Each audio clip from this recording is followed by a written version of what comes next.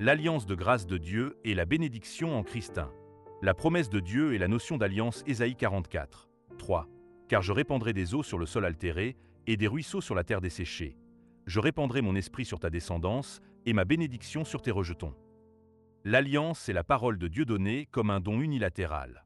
La théologie de l'alliance considère que la grâce de Dieu n'est pas donnée de manière arbitraire, mais qu'elle repose sur une alliance, c'est-à-dire sur la parole de Dieu. Une question importante est de savoir si cette alliance est bilatérale ou unilatérale. L'exemple d'une alliance bilatérale est l'alliance du Sinaï. La loi a été donnée et le peuple devait l'observer. L'efficacité de l'alliance dépendait de l'accomplissement de ses obligations. Si le peuple ne respectait pas la loi, il s'exposait même à la malédiction. 2. L'alliance unilatérale et la grâce commune. À l'inverse, une alliance unilatérale est une alliance où aucune obligation n'est imposée à l'homme et où Dieu accorde sa grâce de manière souveraine. L'exemple principal est l'alliance faite avec Abraham. Dieu est passé seul entre les morceaux du sacrifice, déclarant qu'il prendrait sur lui-même les conséquences de la rupture de l'alliance.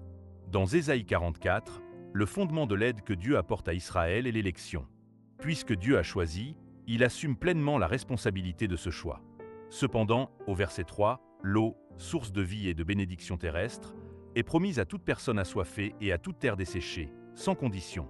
En revanche, le don de l'Esprit de Dieu et les bénédictions célestes sont réservés aux descendants du peuple élu. Théologiquement, on peut distinguer la grâce commune, donnée à tous sans distinction, la grâce spéciale, réservée aux élus. Tout bien vient de Dieu. Ainsi, sa grâce commune est accordée à tous, qu'ils soient bons ou mauvais, croyants ou non. Mais la bénédiction de la vie éternelle et des réalités célestes est donnée uniquement aux élus de Dieu. 3. L'accomplissement en Jésus-Christ et la nouvelle alliance.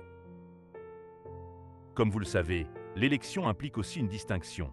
S'il y a des élus, il y a aussi ceux qui ne le sont pas. Dans l'Ancien Testament, Dieu a choisi Israël.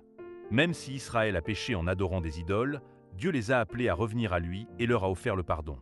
Seuls ceux qui croyaient au pardon des péchés pouvaient revenir à Dieu. Les sacrifices de l'Ancien Testament étaient imparfaits, mais il annonçait le sacrifice parfait à venir, Jésus-Christ. Désormais, lorsque nous croyons en Jésus, qui accomplit le sacrifice parfait et qui est assis à la droite de Dieu, et qui nous a envoyé le Saint-Esprit, nous recevons le pardon complet des péchés et pouvons nous approcher de Dieu. C'est là la réalité de la nouvelle alliance.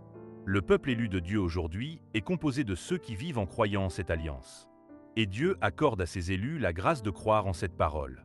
Nous qui croyons aujourd'hui sommes donc le peuple choisi. Puissions-nous tous nous réjouir dans la communion avec le Dieu vivant. Au nom de Jésus, nous prions. Amen.